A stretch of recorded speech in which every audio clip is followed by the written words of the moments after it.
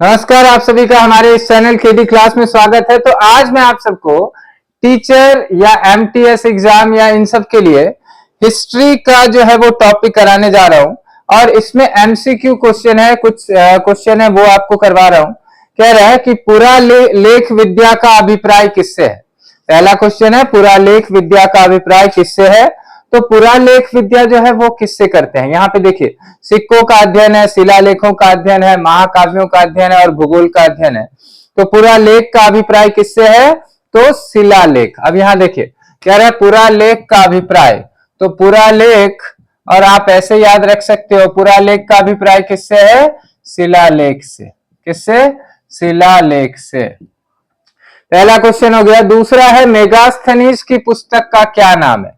तो मेगास्थनीज कौन था, तो मेगास्थनीज था सेल्यूकस निकेटर ने जो है चंद्रगुप्त मौर्य के दरबार में भेजा था। तो मेगास्थनीज जो है वो कौन सी बुक लिखे हैं, तो उसमें उन्होंने इंडिका लिखे हैं। क्या लिखे हैं, इंडिका। उसके बाद थर्ड क्वेश्चन है कि कलहन की पुस्तक का क्या नाम है। तो कलहन ये कौन थे, तो ये कलहन जो है वो कश्मीर के इतिहास के बारे में इन्होंने लिखा है और पुस्तक का नाम है राजतरंगिणी। क्या नाम है, राजतरंगिणी। और इसमें उन्होंने कश्मीर के इतिहास का वर्णन किया है। उसके बाद कह रहा है आदि मानव ने सबसे पहले क्या सीखा।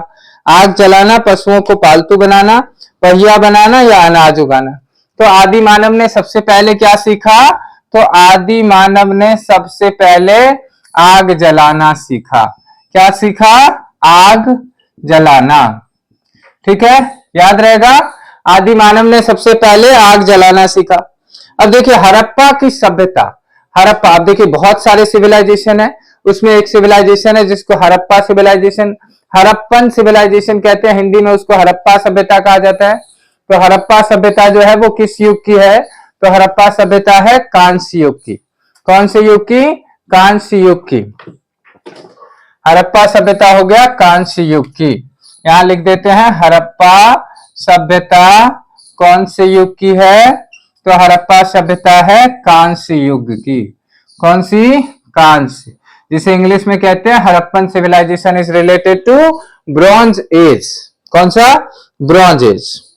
उसके बाद कह रहा है हड़प्पा सभ्यता की खोज किसने किया था। तो देखिए हड़प्पा सभ्यता की खोज किया था किसने, तो दयाराम सहनी ने किया था। कितने ईस्वी में, तो Harappan civilisation was discovered by Dayaram Sahni. और कब किए थे, तो 1921 में। कब किए थे, 1921 में हड़प्पन सिविलाइजेशन का डिस्कवर हुआ था। उसके बाद कह रहे हैं सिंधु घाटी सभ्यता की लिपि कौन सी है। तो खरोष्ठी लिपि है, चित्राक्षर है, ब्राह्मी है और तमिल है। तो सिंधु घाटी सभ्यता की लिपि कौन सी है, तो चित्राक्षर। कौन सी, चित्राक्षर। तो सिंधु घाटी सभ्यता की लिपि कौन सी हो गई, तो चित्राक्षर। याद रहेगा, सिंधु घाटी सभ्यता की लिपि हो गई चित्राक्षर। हम यहाँ पे लिख देंगे चित्राक्षर। ये हो गया सिंधु घाटी सभ्यता की लिपि। उसके बाद कह रहा है कि मोहनजोदड़ो का क्या अर्थ है। तो देखिए मोहनजोदड़ो का अर्थ होता है मृतकों का टीला। क्या होता है, मृतकों का टीला। अब आप यहाँ पे लिख दो कि मोहनजोदड़ो का क्या अर्थ है, तो मोहनजोदड़ो का अर्थ है मृतकों का टीला। यहां हम लिख देंगे मोहनजोदड़ो का अर्थ है, क्या अर्थ है, मृतकों का टीला। मृतकों का टीला। ठीक है, ये हो गया मोहनजोदड़ो का अर्थ। उसके बाद और क्या है, तो कह रहा है सबसे पुराना वेद कौन सा है। तो देखिए आपको बताया गया होगा कि वेद कितने तरह के होते हैं, 4 तरह के वेद होते हैं। कौन कौन से, ऋग्वेद, यजुर्वेद, सामवेद और अथर्ववेद। तो सबसे पुराना वेद जो है वो कौन सा है, तो ऋग्वेद है।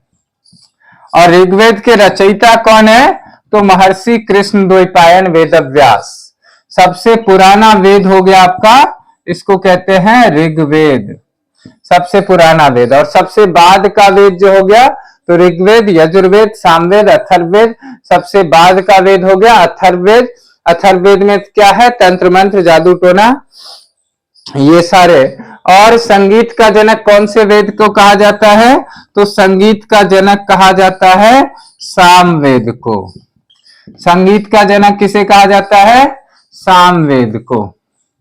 सबसे पुराना वेद कौन सा है? तो मैंने कहा सबसे पुराना वेद है अथर्ववेद। सबसे पुराना वेद है अथर्ववेद। अथर्ववेद, ठीक है। सबसे बाद का वेद, सॉरी, सबसे बाद का वेद जो है वो है अथर्ववेद, ठीक है। ये हो गया। उसके बाद पुराणों के रचयिता कौन है? तो देखिए पुराणों के रचयिता जो है वो है लोमहर्ष और उनके पुत्र उग्रश्रवा। पुराणों के रचयिता कौन है? तो लोमहर्ष, पुराणों के रचयिता है लोमहर्ष और उनके पुत्र उग्रश्रवा। उग्रश्रवा ये है पुराणों के रचयिता, ठीक है। उसके बाद कह रहा है किस फसल का ज्ञान वैदिक काल के लोगों को नहीं था? जौ, गेहूं, चावल, तंबाकू, ठीक है। तो किस फसल का ज्ञान वैदिक काल के लोगों को नहीं था? तो वैदिक काल में जो है वो 7 अन्नों को खोजा गया था और उन 7 अन्नों में जौ, गेहूं, चावल है, तो कौन सा नहीं है? तो तंबाकू ऑप्शन जो है वो नहीं होगा। तो वैदिक काल में किस चीज का, किस फसल का ज्ञान नहीं था? तंबाकू का ज्ञान नहीं था। याद रखो कि वैदिक काल में तंबाकू का उपयोग नहीं होता था, तो तंबाकू का ज्ञान नहीं था। कब? वैदिक काल में। कब नहीं था? वैदिक काल में। वैदिक काल में तंबाकू का ज्ञान नहीं था। उसके बाद कह रहा है आर्य लोग भारत में कहां से आए थे? तो ये तो हर किसी को याद होगा, जो भी जनरल कंपटीशन का तैयारी करते हैं उनको पता होगा कि आर्य लोग कहां से आए थे। तो आर्य लोग आए थे मध्य एशिया से। कौन से? मध्य एशिया से। आर्य कहां से आए थे? मध्य एशिया से, ठीक है, याद रहेगा। चलिए अगले क्वेश्चन पे आते हैं कि अगला क्वेश्चन कह रहा है भारतीय संगीत का उद्गम। तो वो तो हमने अभी अभी कहा कि भारतीय संगीत का उद्गम कहां से होता है? सामवेद से होता है। तो सामवेद दिखेगा वहां मार देना है। उत्तरी बिहार का प्राचीन नाम क्या है? तो बाबू उत्तरी बिहार का प्राचीन नाम है वज्जी। क्या नाम है? वज्जी। उत्तरी बिहार का प्राचीन नाम है वज्जी, ठीक है। उसके बाद कह रहा है बुद्ध और महावीर किस महाजनपद से आते थे? तो बुद्ध और महावीर दोनों ही कौन से महाजनपद से आते थे? मगध से आते थे। कहां से? मगध से। तो बुद्ध और महावीर दोनों आते थे कहां से? बुद्ध और महावीर आते थे मगध महाजनपद से। कहां से आते थे? मगध महाजनपद से। उसके बाद कह रहे नंद राजवंश का आखिरी शासक कौन था? तो नंद राजवंश का आखिरी शासक वही था जिसको जो है हमारे चाणक्य जो है वो नानी याद दिला दिए थे, और उस वंश का नाम, उस व्यक्ति का नाम था घनानंद, क्योंकि ये जो है जरूरत से ज्यादा बदतमीज हो गया था। नंद वंश का अंतिम राजा क्या नाम था इसका? घनानंद। और इसने जो है वो चाणक्य की बेइज्जती की थी और चाणक्य कसम खा लिए बेटा हम तुम्हारा सर्वनाश कर देंगे। और जिस तरीके से उन्होंने कसम खाया उस तरीके से चंद्रगुप्त मौर्य का प्रयोग करके उन्होंने घनानंद की नानी याद करवा दी थी, ठीक है। उसके बाद कह रहे जैनियों के पहले तीर्थंकर कौन थे? तो जैनियों के पहले तीर्थंकर कौन थे? तो ऋषभदेव, पार्श्वनाथ, अजीतनाथ। तो कौन से होंगे? ऋषभदेव। जैनियों के पहले तीर्थंकर कौन थे? ऋषभदेव। जैनियों के पहले तीर्थंकर, पहले तीर्थंकर ऋषभदेव। जैनियों के पहले तीर्थंकर थे ऋषभदेव।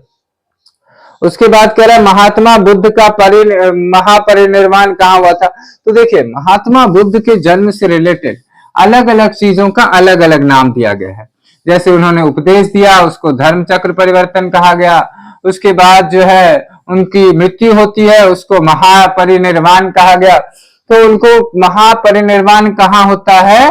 तो उनको महापरिनिर्वाण होता है महात्मा बुद्ध को कहाँ? कुशीनगर में। कहाँ होता है?